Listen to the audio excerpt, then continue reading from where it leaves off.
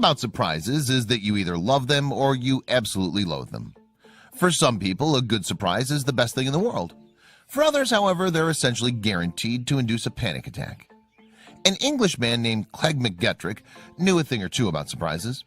He was recently cleaning a local garden with his friend when he stumbled upon something he didn't expect.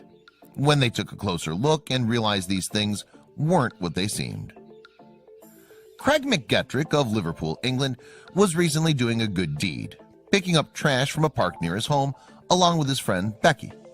The pair expected to come across some weird odds and ends, of course, but an old dirty mattress was certainly not one of them. Craig and Becky moved in for a closer look. Since they had no idea where the mattress came from or who had used it, they proceeded with caution. Why would anyone discard their mattress in such a bizarre place?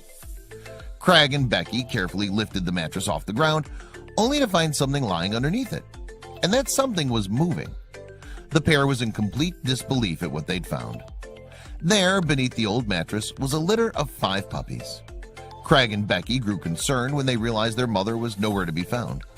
They decided they were the only ones who could help the abandoned baby animals.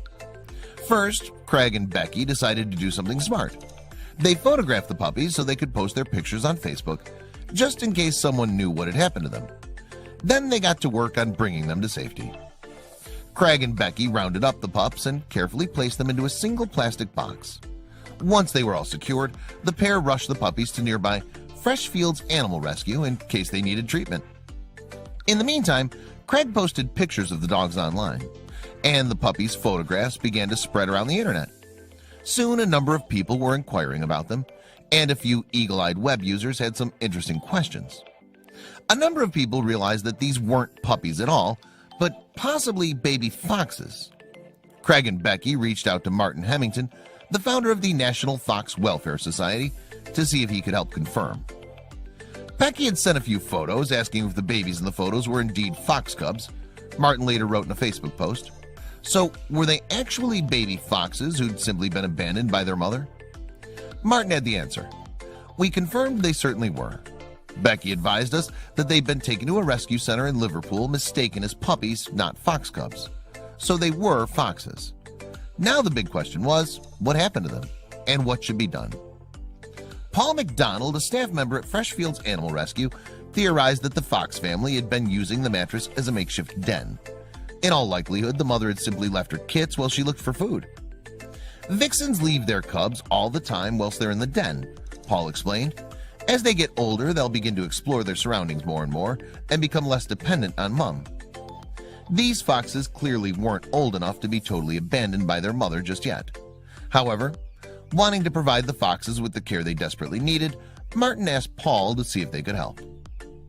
Paul dispatched an unnamed volunteer, pictured here, to transport the little foxes. Once they arrived in his care, Paul knew exactly what to do: bring them back to the park. But why? Paul realized he needed to reunite the babies with their mother, and he had a plan to get her back. "I didn't give the cubs any milk in order for them to be hungry, so they'd cry out and call for their mom, which they did," he recalled. "I put them around the same place they were found, as I knew the mom would be looking at them," Paul added. "She'd be checking the place she last had them." But were the kits gone from their den for too long? It was worth a shot. Paul placed the cubs in a cardboard box alongside a warm water bottle to keep them cozy. Then he returned the kits to their spot in the park and proceeded to wait for the mother to show up. Sure enough, within an hour, a fox approached the box. I believe once she picked the first one up and knew the others were safe in the box, she waited until it got dark to get the rest, as she must not have felt safe moving the cubs in daylight, Paul said.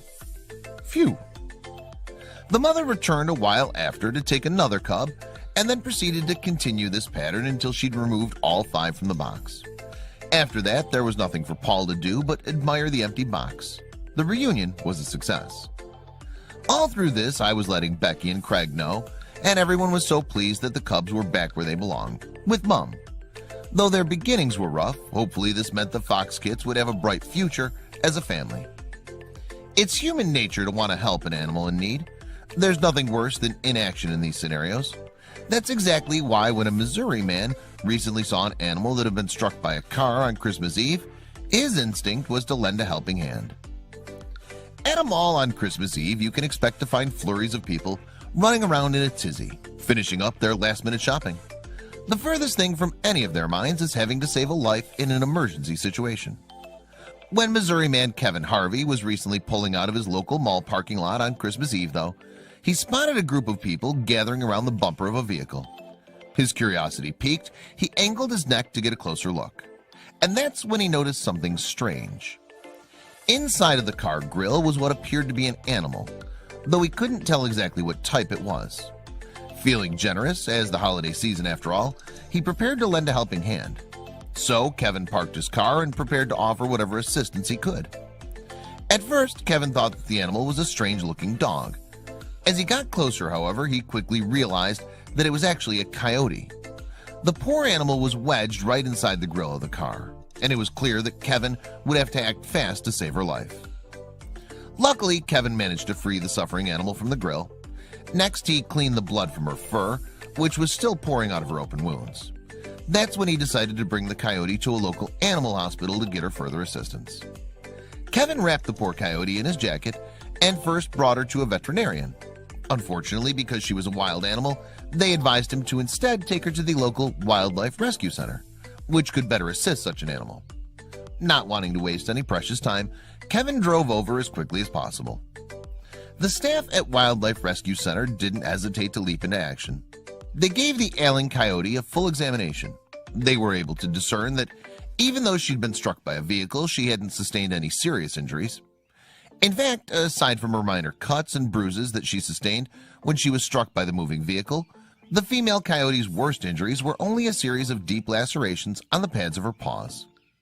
The sweet animal, who was later dubbed Miracle Coyote, spent a total of 31 days at the Wildlife Rescue Center, recovering from her various injuries. Then, after a month of recuperation, she received some amazing news. Not only had Miracle Coyote's wounds healed, but she was finally ready to be released back into the wild. This was a huge step, especially considering that she'd been struck and was facing death just a few short weeks prior. The staff at the Wildlife Rescue Center were more than elated by this wonderful news. Not only was Miracle Coyote going to be released back into the wild, but they were honored to be the ones to help her do it. The staff packed Miracle Coyote into a transportation crate and placed her in the rear of the company vehicle. Their next move was to bring her to the wooded area where she'd originally been struck by the vehicle so she could return to her old life as quickly as possible. While the volunteers from the Wildlife Rescue Center knew they'd greatly miss Miracle Coyote, whom they'd nursed back to health and with whom they'd formed a strong bond, they knew that this was the best bet for her in the long run. They carefully drove to the side of the road where the coyote was first found and placed the crate at the base of the wooded area. Her excited reaction once they opened her crate and she realized she could roam free was all the thanks anyone could ask for. Rescuing an animal is one thing, but what about knowing when to let it go? Trigger's former owner impulsively bought the beautiful white wolf dog puppy for $300 after seeing an advertisement in the newspaper. It was a case of love at first sight. He was described as super socialized, but also extremely high content, which meant he was genetically more wolf than dog, something which the buyer didn't quite understand at the time. All puppies are rambunctious, but by the time he was 5 months old, Trigger's owner was reaching the end of her rope with him. They shared a very strong bond, but Trigger had chewed away a piece of her wall and was causing conflicts with her other dog. After doing extensive research on wolf dogs, she realized that Trigger would likely never be happy or healthy living in a fully domestic setting with her. She made the difficult decision to give him up to the wolf sanctuary in Colorado. Ultimately, Trigger was better off in his new home.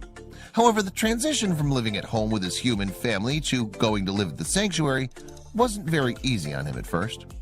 Sanctuary volunteers tried to pair Trigger with 2 different older wolf dogs to socialize him into life on the grounds. But perhaps due to his young puppy energy, neither ever truly warmed up to the young pup. Workers weren't quite sure what to do with him, but they knew he needed a friend and a playmate to truly settle into his new home. Anxious to acclimate Trigger to his new home, workers started to think of new ideas. Then Trigger met Spartacus, another young wolf pup who had come from a tumultuous living situation and was feeling isolated at the sanctuary. Trigger and Spartacus immediately clicked. They began spending all their time together, playing and wrestling, and they would sometimes even sleep in the same enclosure. They were positive influences on each other in other ways too. Spartacus is no longer an obsessive howler, and Trigger has warmed up to his caretakers. Today, the two are best of friends. Trigger and Spartacus continue to share a play space and have fun together at the sanctuary. It's definitely fair to say that they're living their life